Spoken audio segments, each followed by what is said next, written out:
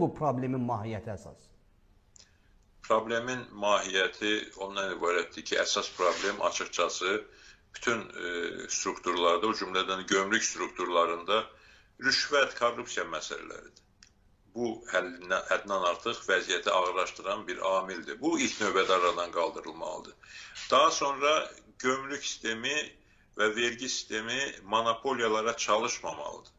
Orada elə situasiya yaradırlar ki, ayrı-ayrı vətəndaşlar da, hakimiyyətin birbaşa nəzarətində olmadan biznes quran şəxslər də, şirkətlər də o qədər çətinliklərlə, bürokratiya ilə, şərtlərlə, tələblərlə üzləşirlər ki, faktiki olaraq öz ideyalarından, öz biznes proyektlərindən, təşəbbüslərindən imtina etməli olurlar ki, ancaq hakimiyyətin müəyyənləşdirdiyi şirkətlər monopoliya qaydasında istədikləri şəkildə mal gətirsinlər və onu Azərbaycanda reallaşdıra bilsinlər.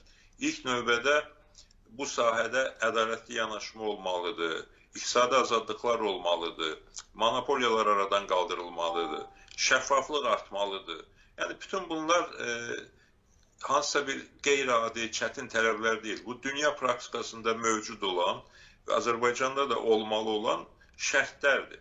Və bunu bizim mütəxəssislərimiz, iqtisadçılarımız, bizneslə birbaşa fəaliyyət, biznes sahəsində fəaliyyət göstərən təcrübəli şəxslər bunların hamısını çox gözəl bilirlər və dəfələrlə bu mövzular səslənibdir. Yəni, burada hansısa yeni bir velosiped kəşf eləməyə, qeyri-adi bir təşəbbüskarlıq göstərməyə ehtiyac yoxdur. Burada müasir dünya praktikasından və Azərbaycanın şərtlərindən çıxış edərək düzgün istiqamətdə addımlar atılmalıdır.